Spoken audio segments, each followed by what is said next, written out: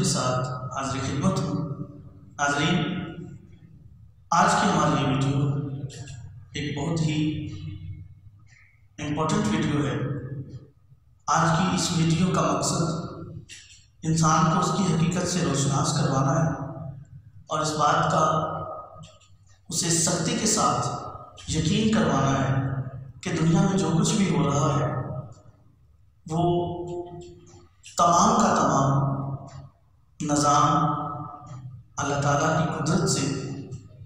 ہر چیز اپنی اپنی سرگرمی میں کار فرما ہے، اور اس بات کو ہم ایک مثال کے ساتھ ثابت کریں گے۔ تو آئیے چلتے ہیں مثال کی طرف۔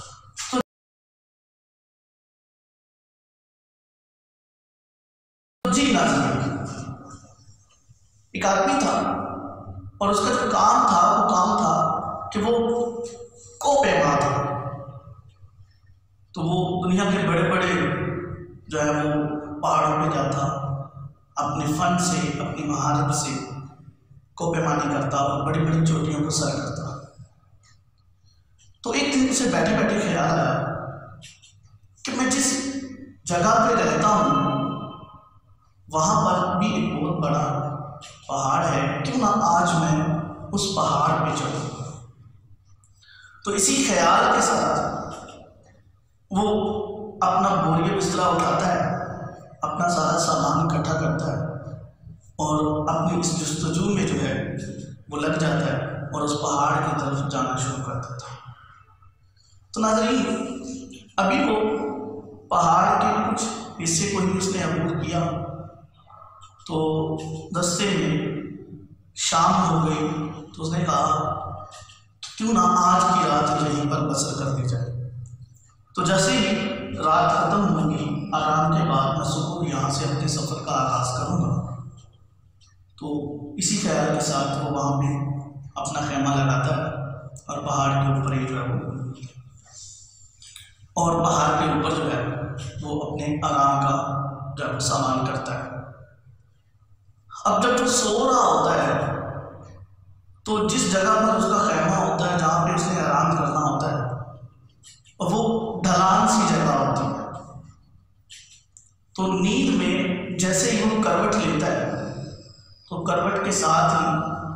کچھ پتھروں کے اوپر اس نے اپنا خیمہ لگایا تھا، تو وہاں سے وہ پتھر کھسکتے ہیں اور وہ بندہ لڑکھڑاتا ہوا نیچے زمین کی طرف چلا جاتا ہے۔ اب جیسے ہی اس کی آنکھ کھلتی ہے اور وہ یہ دیکھتا ہے کہ ایک ناگہانی سی صورتحال دیکھتا ہے ایمرجنسی کی، تو اسے خیال آتا ہے کہ اس نے آج نہیں بچنا، اور زندگی کا تمام وقت جو بھی اس نے اچھا کیا، جو بھی اس نے برا کیا، وہ سارا نظام، وہ سارے کی ساری زندگی ایک فلم کی طرح اس کی زندگی میں چلنے لگ جاتی ہے۔ اب جیسے جیسے وہ نیچے جا رہا ہے، جیسے جیسے وہ گرتا جا رہا ہے، ساتھ ساتھ اپنے اچھے کام بھی یاد کر رہا ہے، ساتھ ساتھ اپنے برے کام بھی یاد کر رہا ہے۔ تو ہوتا کچھ یوں ہے کہ اس کو اپنی زندگی ختم ہوتی نظر آتی ہے، اور اچانک اس کے دل میں ایک خیال اٹھتا ہے کہ کبھی اگر اللہ آج اسے بچا لینا تو وہ اس بات کو تسلیم کر لے گا، اس بات کو مان لے گا، اس بات کے اوپر اس کا پختگی کے ساتھ یقین ہو جائے گا، جو یقین پہلے بھی موجود ہے، لیکن کبھی اگر اللہ اسے بچا لے تو وہ اپنے رب کا بڑا شکر گزار ہوگا۔ اسی سوچ کے ساتھ گرتے گرتے اچانک اس کا ہاتھ کسی شاخ سے ٹکراتا ہے، جو کسی بہت بڑے درخت کی شاخ ہوتی ہے، تو وہ اسے مضبوطی کے ساتھ تھام لیتا ہے۔ اب جیسے ہی وہ اس شاخ کو، اس درخت کے حصے کو پکڑتا ہے تو اس کے اوپر اپنی گرپ کو جو ہے مضبوط کر لیتا ہے، اور ساتھ ہی اللہ کا شکر ادا کرتا ہے، اور ساتھ ساتھ یہ کہتا ہے کہ یا اللہ تیرا بڑا شکر ہے، تو عظیم ہے، تو عزت دینے والا ہے، تیرے ہی قبضہ قدرت میں تمام انسانوں کی جان ہے، تو جسے چاہے زندگی دے، تو جسے چاہے موت دے، تیرے سوا زندگی اور موت کا کوئی مالک نہیں ہے۔ وہی تمام القابات کے ساتھ اللہ تعالیٰ کو یاد کرتا ہے، اس کی تعریف کرتا ہے، تو اچانک اسے غیب سے ایک آواز آتی ہے، اے میرے بندے، کیا تمہیں یقین ہے کہ آج میں نے تمہیں بچایا ہے، آج میں نے تمہیں زندگی بخشی ہے؟ تو برملا دائیں بائیں دیکھتا ہے، اپنا وہم سمجھ کے اسے جھٹک دیتا ہے۔ پھر اسے آواز دوبارہ سنائی دیتی ہے، اے میرے بندے، کیا تمہیں یقین ہے کہ آج تجھے موت کے منہ سے میں نے نکالا ہے، زندگی اور موت دینے والا میں ہوں؟ وہ پھر دائیں بائیں دیکھتا ہے لیکن اسے وہاں پر کوئی نظر نہیں آتا، تو پھر اپنا وہم سمجھ کے اپنے سر کو جھٹک کے وہ اسی شاخ کے ساتھ لٹکا رہتا ہے۔ پھر آواز آتی ہے، اے میرے بندے، میں تیرا رب تجھ سے مخاطب ہوں، مجھے بتا کہ زندگی اور موت کس کے قبضے میں ہے؟ تو وہ برملا کہتا ہے، کیا میرے پروردگار، زندگی اور موت تیرے ہی قبضے میں ہے اور تو ہی اس کا مالک ہے، تو جسے چاہے زندگی دے دے، تو جسے چاہے موت دے دے۔ یہ سارا نظام کائنات جو ہے وہ تیرے علم کے اندر ہے، تیرے علم کی وسعتوں میں ہے،